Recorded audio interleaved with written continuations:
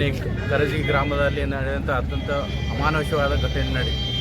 ಒಂದು 4 ವರ್ಷದ ಚಿಕ್ಕ ಹೆಣ್ಣು ಮಗಳ ಮೇಲೆ ಅತ್ಯಾಚಾರ ಬೆಸಗಿ ಅವಳನ್ನು ಹತ್ಯೆ ಮಾಡಲಾಯಿತು. ಇದನ್ನು ಆರೋಪಿಯನ್ನು ಯೋಗ್ಯವಾದ ಶಿಕ್ಷೆಯನ್ನು ಕೊಡಬೇಕಂತೇಳಿ ಕೇಳ್ಕೊಂಡು ನಾವು ಗ್ರಾಮಸ್ಥರ ವತಿಯಿಂದ ಇವತ್ತು ಬಂಧವನ್ನು ಘೋಷಿಸಿದ್ದೇವೆ.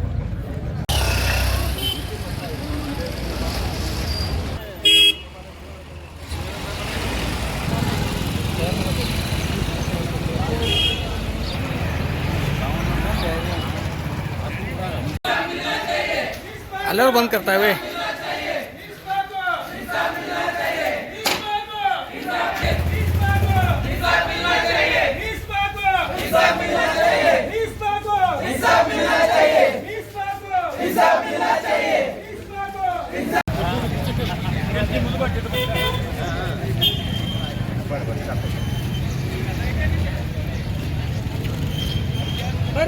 बड़ी